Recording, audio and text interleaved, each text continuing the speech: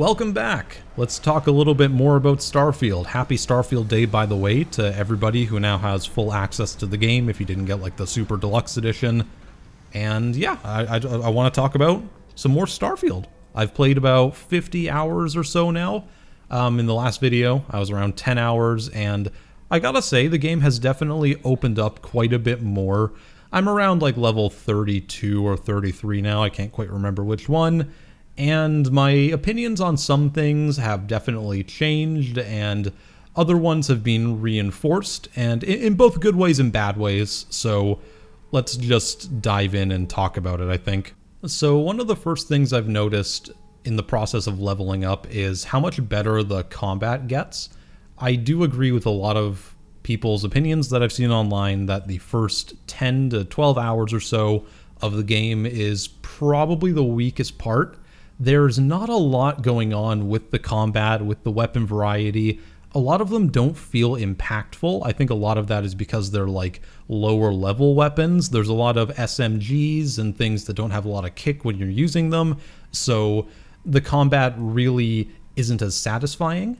Thankfully, I've found that when you level up into like the mid to going into late game, you get access to a lot of additional weapons that weren't dropping before, and a lot of them generally have a way better feel and more kick and more weight and more heft to them that the early game weapons don't. And to me, that is a really big bonus because it makes the combat much more enjoyable because you get a lot more variety in the weapons that you have. And it's good to have that variety there because for the most part, whether you're level 5 or seemingly level 35, you're going to be fighting generally the same enemies. There aren't a lot of variations in the enemies. Even when you get to a higher level, you're still going to be fighting just higher level spacers, or you'll go to a planet that has a higher level coral bug that you saw on another planet, which was essentially the same enemy as before. It was just called a scavenging coral bug there, and on this new planet it's called a hunting coral bug. But it looks pretty much the same. Like if you put them side by side, they might have like a slight difference to their color scheme or something, but it's essentially the same thing. And that really is where the game is faltering for me the most right now. It feels like I've seen the majority of the generated content, and it feels very samey very quickly. There are points where I've already gone to the same outpost 3 or 4 times. You know, it has the exact same layout, the same amount of enemies in it, the same little story. There's not much variety when you like land on a planet and go to all these different locations. When you go and find like a natural location, you'll see the same glacier assets, or you'll find like a little hive or something, and it's always the same on every planet.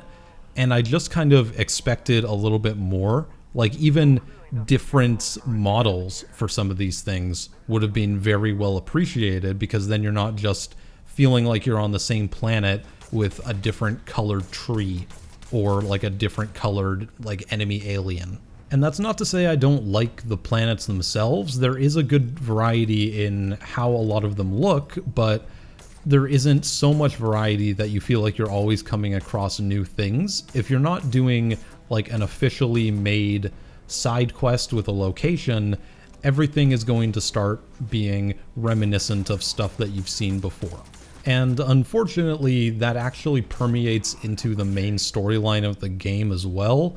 There were a few times when I was playing the main story that they actually sent me to like the same cave as they did earlier in the game, just on, you know, a different planet, but it was the same layout. And when it's the main story, that's a little bit excessive, I think. And it really stands in like this big contrast to some of the created levels that are on offer that are actually really well laid out and tell a great story, that are both within the main campaign and the side quests that you come across. In fact, I would say that the side quests are hands down the best parts of the game. They have the most interesting stories going on, the most interesting locations. They take you all across the galaxy, and there are a ton of them in places that you wouldn't expect. I remember I was wandering around Tequila City, and there was a guy who I had saved earlier in some random little event, and then I went and talked to him later, and he had a whole little quest line with a couple interesting characters in it that took me like to a bunch of different locations. And that's all really cool. You know, that's the stuff I like to see. It kind of like increases the lore of this new world and universe they've made, and it's just nice to be able to do like these little personal stories that are well written. And I really think that contrasts to the main story, which I'm not going to spoil for anybody, but to me it was really lacking. It's not anything about the length or anything like that. I just felt not compelled to finish the main story. Like everything didn't really matter in the end. And it was really easy to just go through the whole storyline without touching anything else in the game, purely out of like what felt like obligation. You know, there was no real sense of wonder or discovery. It always just felt like I was being told to go from this place to this place, and I was able to accurately predict exactly where the story was going.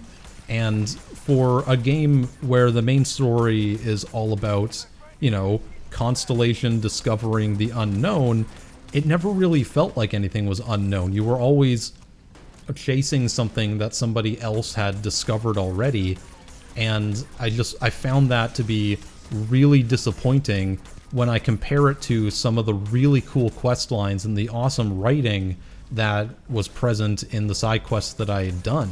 And that's not to say the story doesn't have its high points. There are a couple really cool missions in it that have that really good writing and utilize interesting mechanics, but a lot of it is just going to a place and getting a thing and then going back and finding out the locations of more things. And the big reveal of the main antagonists in the game is not really all that compelling. In fact, I found it kind of laughable how they presented them. There is like a really obvious good and evil side, and they give you like the one obligatory choice to be in between. It's very, I don't know, pedestrian. So yeah, I just wasn't really that interested in the main story, which does seem to be a pattern with a lot of these Bethesda games. It's usually the weakest part of the game. I mean, aside from bugs and glitches and stuff, which there are still plenty in Starfield. I would say that the AI in particular is still really bad, that Bethesda quality. There are a lot of times where you can just cheese the AI and make them, you know, stand behind a rock while you shoot them until they die, or enemies won't attack you when they obviously should be or won't be aware of you. It's not very good. And I really feel like in this game, more so than other Bethesda games, they tried to compensate for that AI by just placing a lot more enemies in locations than there would be in like Fallout or Skyrim, that sort of thing. When you go to a location, it feels like there are a lot of enemies, and when one of them gets alerted to something, everybody in the base is alerted, and you just get the combat music while you're running around an empty base trying to find that last enemy that's like stuck in a room, isn't actively looking for you, but you still hear them yelling out that they're gonna kill you from halfway across the base. It feels like it was really a compensation for the fact that the AI isn't very smart, so they just put in more of them to make the combat more challenging.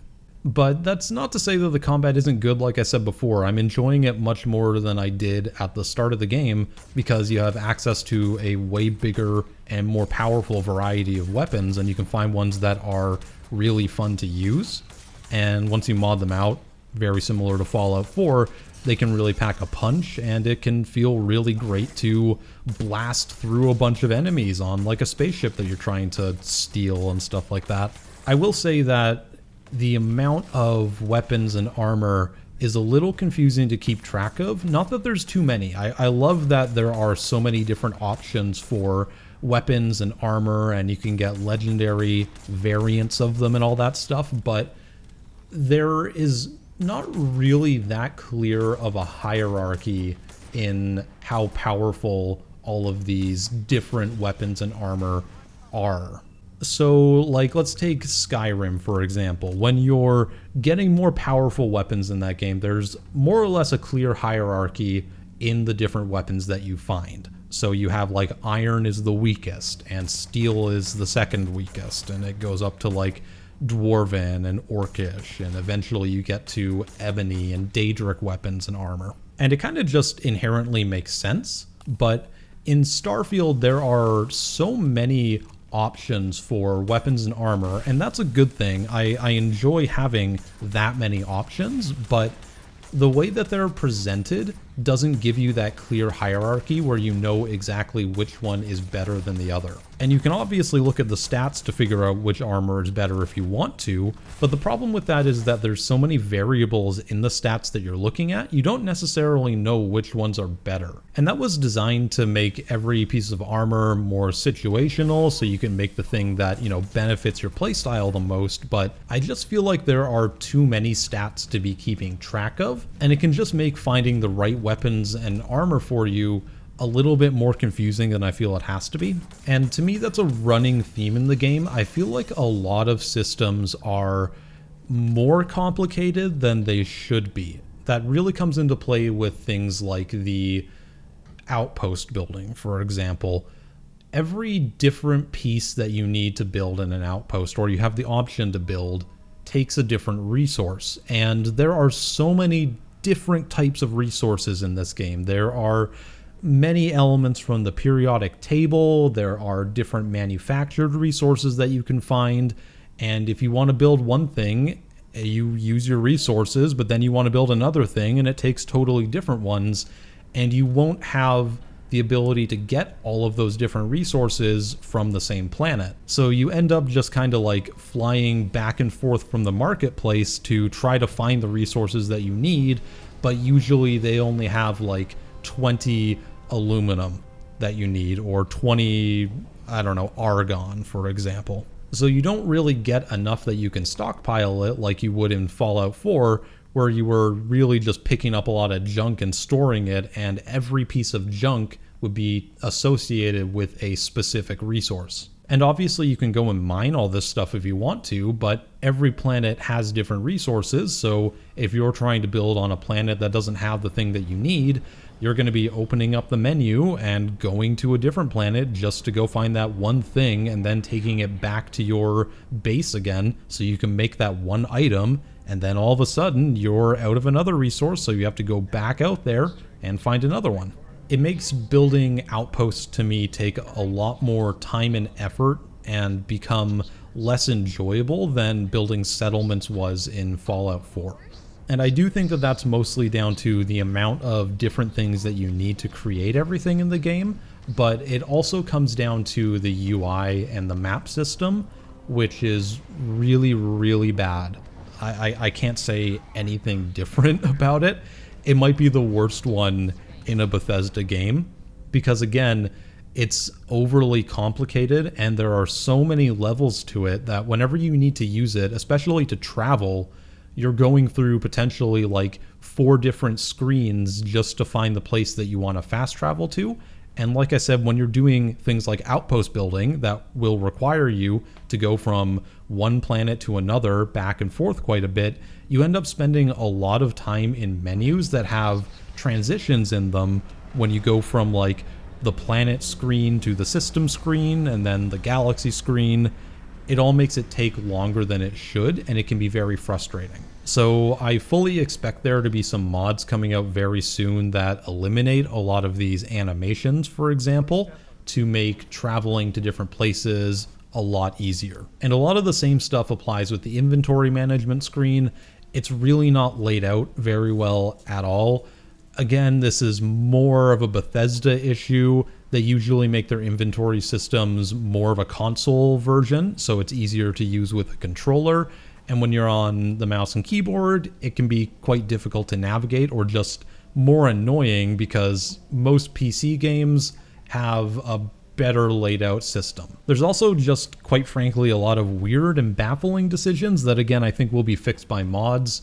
Things like having your digipicks to like lockpick stuff in your miscellaneous tab. So if you're picking up a bunch of miscellaneous items and you want to sell them, you have to make sure you don't sell your digipicks because they're actually useful, but nothing else that you have in that item category is. So it makes sorting and selling everything a little bit tedious.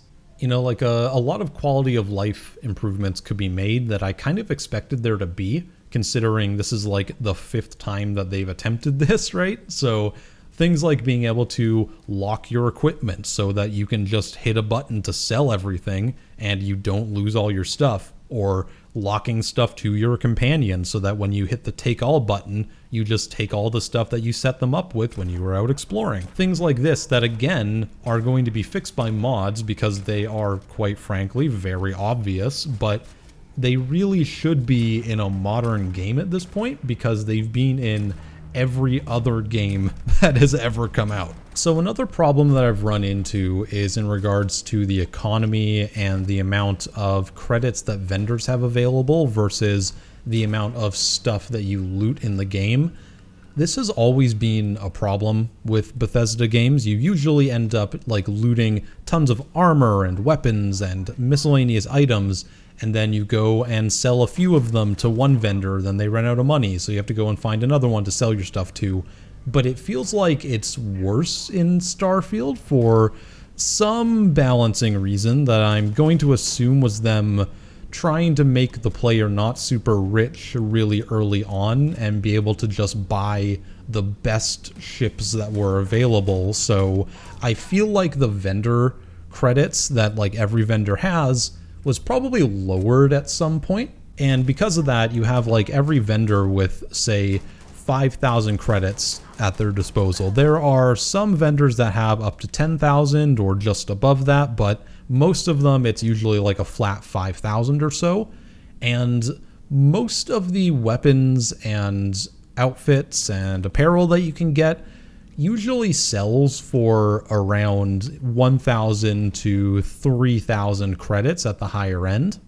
So you're looking at selling like 1 or 2, maybe 3 weapons or armor to each vendor before they are out of money for a few days. Then you have to go find another one, and then another one, and another one. And that means that if you want to sell all the loot that you got from going to like 1 or 2 different locations in the game, it can take about like a half hour of just going to different stores around the entire galaxy and trying to sell them all your stuff. And it gets very tedious very quickly, so I found that I've just started not looting a lot of stuff, and it's really made me enjoy exploring and, you know, going to different locations and outposts a lot less because I can't take all the cool things that I find. So I feel like there was definitely something that was adjusted before the game came out, and I'm gonna say it's likely for early game balancing reasons, but I feel like it had a pretty big impact on the player's ability to sell the different stuff that they find.